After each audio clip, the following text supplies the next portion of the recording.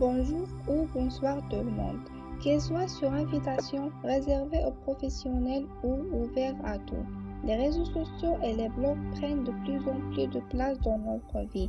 Avec des millions d'adeptes, Facebook compterait plus de 2 milliards,13 d'usagers mensuels et s'impose comme outil de communication et de changement. Bien sûr, les réseaux sociaux offrent des avantages à ceux-ci qui s'y inscrivent mais aussi quelques inconvénients. Alors, qu'est-ce qu'un réseau social? Quel est l'historique des réseaux sociaux? Quelles sont leurs principales caractéristiques? Les impacts positifs et négatifs des réseaux sociaux? Pourquoi utiliser un réseau social? Les différents réseaux sociaux? Le nombre des utilisateurs des réseaux sociaux? Un exemple d'un réseau social? Finalement, la sécurité sur ces médias. Qu'est-ce qu'un réseau social? Un réseau social est une structure dynamique composée d'entités reliées entre elles par des interactions sociales. Une entité sociale, c'est-à-dire individu, groupe, organisation. Interaction sociale, c'est-à-dire des échanges d'informations, d'affects ou d'énergie, des liens. On passe à l'historique. En 1792, la découverte du télégraphe.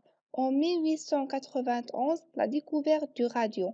En 1890, la découverte du téléphone. En 1927, la découverte de télévision. Et en 1966, le premier email a été écrit. On passe aux caractéristiques des réseaux sociaux. Premièrement, la multiplicité des plateformes. Les plateformes adaptées et appropriées au propre usage des utilisateurs. Les utilisateurs sont liés de façon bilatérale ou via des groupes, c'est-à-dire profils individuels, dimensions personnelles, constitution de communauté, dimension collective, interaction avec le cercle des relations.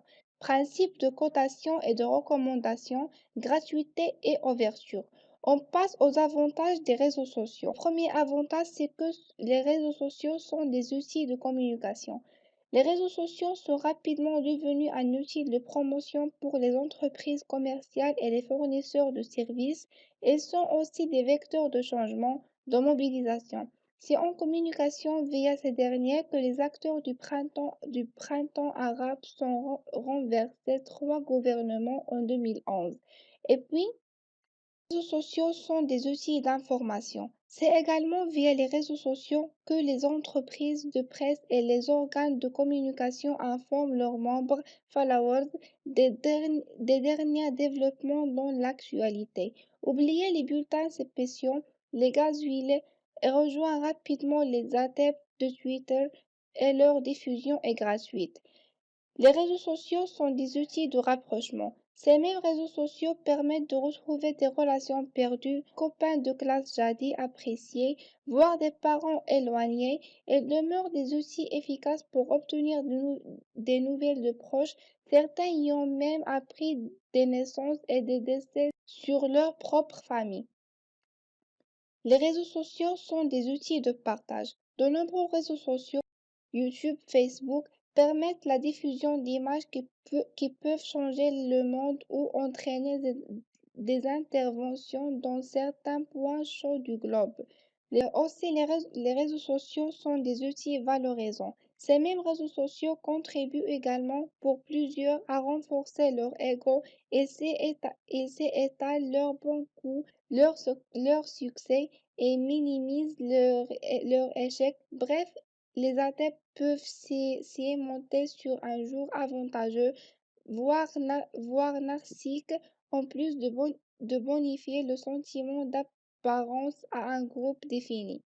Des outils relationnels. Chaque réseau social offre la possibilité de multiplier les relations, dont développer de nouvelles de fantasmes sur les individus qui acceptent nos demandes d'amitié. Certains y trouvent l'amour, à remettre à la solitude. Mal du siècle, la solitude mine le bien-être de nombreuses personnes.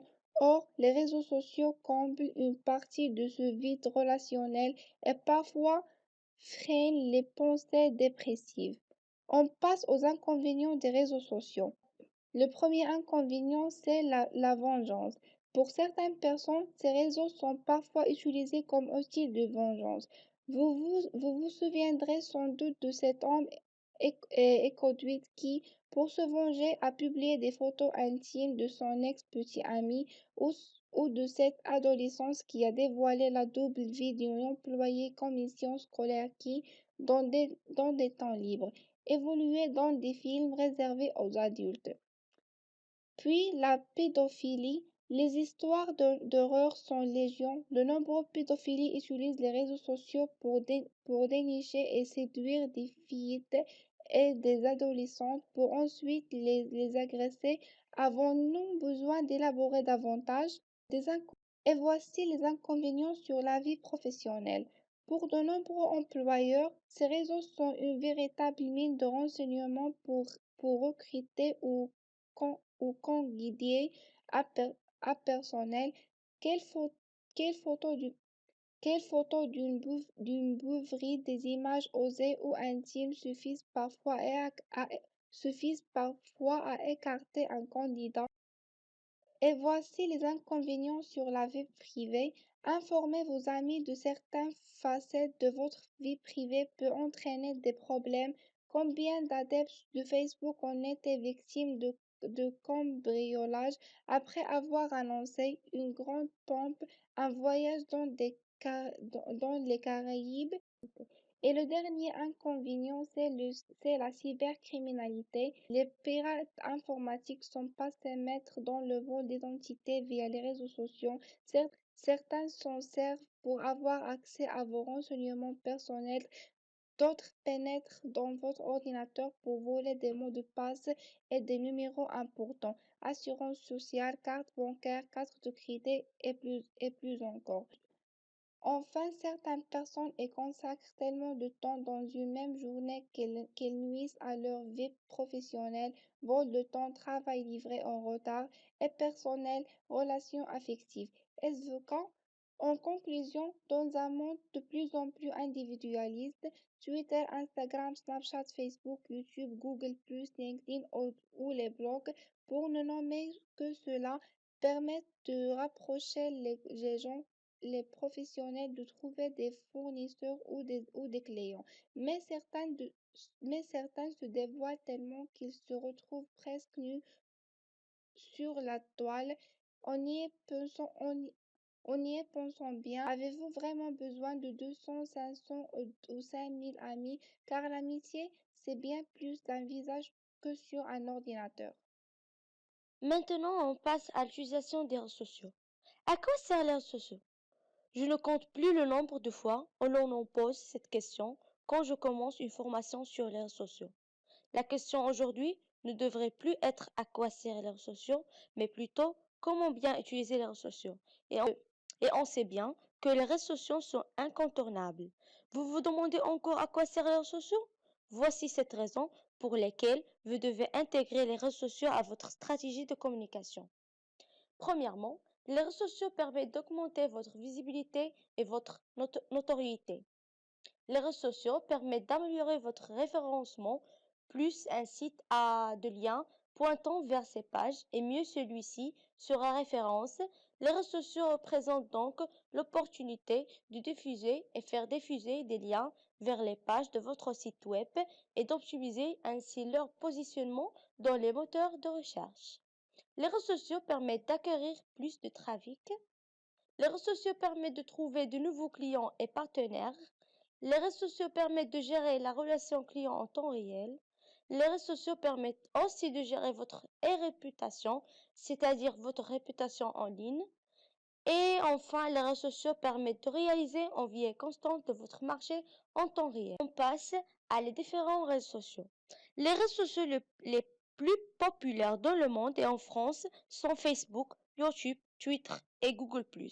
Il offre de grandes possibilités et permet de partager des contenus, images, photos, etc., développer son carnet d'adresses professionnelles, retrouver des amis perdus de vue, rencontrer l'âme sœur, etc. Il existe encore d'autres moyens connus et de nouveaux apparaissent régulièrement. Par exemple, Pinterest qui permet d'impliquer sur son profil des photos en fonction de ses centres d'intérêt. Et n'oublie pas Ask.fm, très en vogue chez les jeunes aujourd'hui, qui fonctionne à partir de questions-réponses entre les utilisateurs. Et ces réseaux sociaux, on divise par deux. Il y a les généralistes qui portent sites communautaires comme Facebook, Twitter, etc., les blogs et les sites de partage de contenu comme YouTube. Et les spécialisés comme les réseaux professionnels, les sites de rencontres et les sites d'anciens camarades. Voilà quelques statistiques sur les nombres d'utilisateurs actifs dans les réseaux sociaux. Il y a en France et dans le monde, par exemple, Facebook, il y a 26 millions d'utilisateurs en France. Et dans le monde, il y a 1,39 milliard utilisateurs. Et YouTube, il y a 22 millions en France. Il y a 1 milliard d'utilisateurs YouTube dans le monde. Et n'oublie pas le WhatsApp. Il y a 3,9 millions en France et 700 millions dans le monde. On a choisi comme exemple d'un réseau social Facebook parce que c'est le plus connu. Facebook est un réseau social qui fonctionne avec un fil d'actualité. Il permet de s'informer en suivant les publications, statuts, vidéos, photos, etc. et de personnalités, de magazines, etc. Et partager des informations en les publiant sur son journal. Chaque utilisateur peut demander en ami d'autres membres qui pourront ou non accepter cette invitation. Facebook est un réseau social accessible aussi bien depuis l'ordinateur que le mobile ou la tablette pour des usages très diversifiés. Jouer, publier son actualité, partager des contenus, etc. Il regroupe aujourd'hui des fonctionnalités qui étaient auparavant dispersées, comme un blog pour tenir informé ses amis de son actualité, un site de partage de photos et de vidéos, un agenda en ligne pour créer ou participer à des événements, une messagerie instantanée pour discuter en direct avec ses amis. Et n'oublie pas que la sécurité est un des points forts de Facebook. Facebook est un espace sécurisé car toutes les actions des utilisateurs sont enregistrées et conservées. Et permet aussi de limiter la diffusion de ces informations personnelles en créant des groupes